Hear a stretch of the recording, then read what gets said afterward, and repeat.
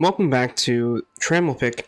It is now early spring of 253, and an elven caravan has just arrived. Now, if you remember last episode, they're probably completely unaware of the little incident we had with the diplomat.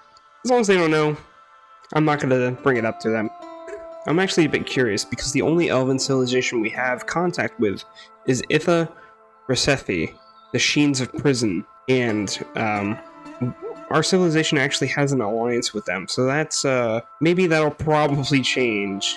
I'm going to expand this area here because I want to move our animals underground, and they actually can graze on this floor fungus, so they can eat down here. I think for now, we're going to make it a 2-story tavern. One level for dining, and then the next level for storage. I'm also going to get started on creating a room which will eventually become a library. There's a long process that is involved in creating the necessary equipment for a library, because of course, if you want a library to function, you need stuff to write on. To start the process, we're actually going to need 3 rock kerns and 6 rock mechanisms. The kerns will be used to smash pigtails into slurry, and then the rock mechanisms will be using to make screw presses, which will turn that slurry into paper. Now, you can also make paper out of vellum, which involves the use of leather and I believe lye, but that is a longer process, and using pigtails is just quicker and easier. Well, things just got a little bit more interesting. We had a migrant wave, and it looks like we have 2 new necromancers in our fortress, and that's kind of concerning. We have the dwarf cheesemaker necromancer Stukos, and the dwarf brewer necromancer Solon. And perhaps a little bit less interesting, we also have Aesop here, a siege engineer. Nish, the holy gold of the Doctrine of Coals, our priest for that temple, has given birth to Bomrek Canyon Secret. Well, hurry up and grow up and get to work. We need more workers. Looks like that migrant wave was a little bit bigger than I thought. It looks like we have a potter, leather worker, animal caretaker, carpenter, bone carver, potter, fish cleaner, another fish cleaner, a bookbinder, a cheesemaker, a jeweler, and then of course the 2 necromancers, a diagnostician, an animal dissector, and another bookbinder. And with that migrant wave, we're actually up to 77 dwarves. Solon here looks like he's a legendary brewer, so we're going to go ahead and have him assigned to brewing. Just so you're aware, we have now 3 necromancers in this fortress. We're going to carve out a new space for those screw presses and the kerns. I think we're going to go ahead and set up the repeating work orders for the kern and the screw presses. So for the kern, it's mash plants into slurry. We're going to make it a seasonal check for unrotten paper slurryable plants. For the screw presses, we're going to do press plant slurry into paper sheet. This one will also be seasonal. Those scrolls are only 1 page long, I believe. We actually want to make quires. Essentially what a quire is, it's pretty similar to a notebook, essentially. So quires are made from thread and a sheet of paper. Very simple to make. Quires also make it so that dwarves can write multiple pages.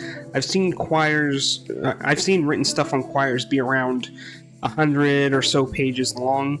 Obviously, you don't see all those pages, it's just a brief description. But, I just kind of like it for roleplay reasons.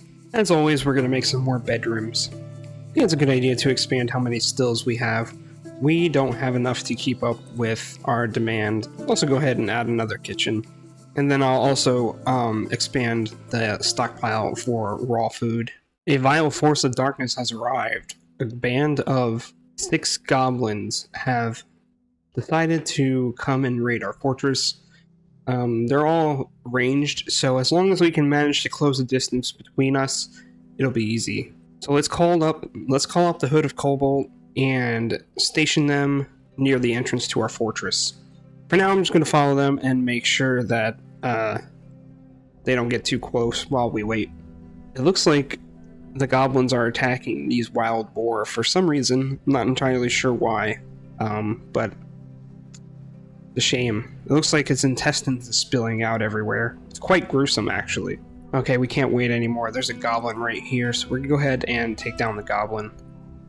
Kogan here is charging at the goblin and instantly kills it. Let's look at how exactly he killed it.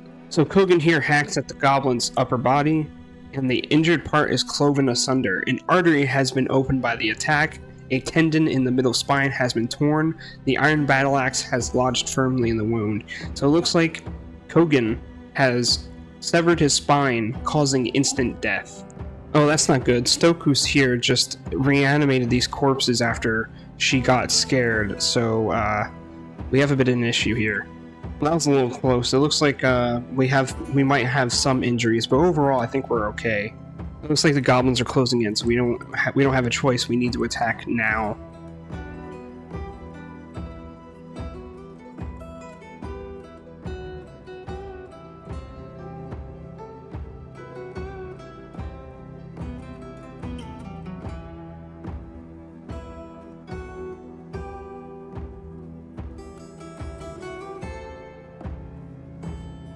We managed to defeat the goblin raid, and it looks like we have some injuries, which is not good. We're gonna have to build a hospital in order to treat our wounded. Most of them will probably die before we can finish, but it'll just have to. It just is what it is. In hindsight, I probably should have set up a hospital sooner, but it is what it is. So we're gonna designate this area as a dormitory, and then new hospital.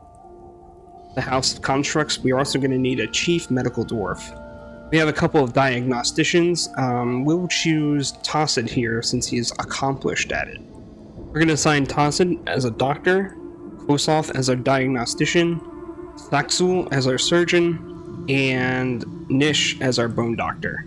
When setting up a hospital, also place a chest inside the hospital zone so that they can store the necessary medical materials necessary. There are other things that we need to place in the hospital, but we'll get to that later. It seems like the human caravan has arrived. The broker Tirist meets with the human high treasurer Ursi. On behalf of the Merchants Guild, let me extend greetings to your people. There is much to discuss. There is much to share. We don't actually need much from them. We're actually quite good right now. We're going to use this little area as a pond for water. I will show you how to do that later, but first I want to smooth it out so it looks nice, because once we put water in it, we're not going to be able to get to it. I'm actually going to need to channel this out too as well. This area, this open space will be used to dump water in, and then this open space, once it's channeled out, will be used to place our well. Now that this is smoothed out, we're going to build a wall here to close it off. Now that the pond area is closed off, we're going to need to put a pit pond zone, and we're going to put it right there. Make sure to toggle it as a pond, and what dwarves will do is they'll grab a bucket, grab some water, and dump it in. Next, we're going to need a well, which means we're going to need some mechanisms and some buckets. So as you can see here, the dwarves have already started using buckets to place water in. It'll take some time for it to fill up, though. So the good news is that despite the injuries, we have not lost a single dwarf. I'm going to do this ahead of time. I'm actually going to dig out these small, very tiny rooms, and we'll place doors and beds in them, just so that our hospital has a place for dwarves to rest that's a little bit more comfortable. We're also going to need a traction bench. A traction bench is for immobilizing limbs so that they can heal better. All you need is a table, a mechanism, and either rope or chains. We already have a mechanism and a rope, so we only need the table, and then we just make the traction bench. So all we need to do is place the traction bench, and our medical dwarves will use them at their discretion. To be a little bit more clear, everything you need for a hospital is listed here in the hospital screen. We need to get work on making soap, but we have pretty much everything except also the powder for casts, which is made from gypsum, which we don't have access to right now. But it also looks like we need some more splints, so I'll make some more splints. In order to make soap, we're going to need a soap workshop, and we're going to need an ashery. So for the asheries, first we need to make ash, which I will make a repeating work order, and we'll make it seasonally. Then we also need to make lye, which again will be seasonal, and then we need to make soap. And we're going to do it from tallow because tallow is easy to come by because you can get it from butchering as well as hunting, which also includes butchering. In order to set up this repeating work order properly, you need to go to adjectives, search for soap, and select soap items. This will make this condition soap bars instead of just bars in general.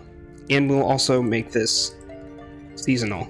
Looking a little closer at Arush, who is well enough to start walking around now, He's been turned into a porcupine, and he's still quite injured.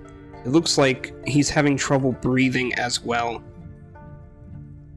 We got a new migrant wave. We got Asmol the cook, Dubar the thresher, Kib the stonecrafter, Logum the siege engineer, Mebzuth the clothier, and Zasset the woodburner.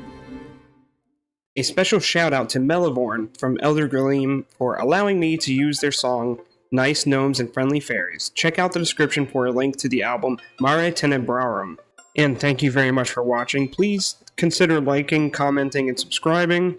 It really does help. YouTube requires me to ask you. I know it's a little cringe, but again, thank you. And I'll see you next time. Bye.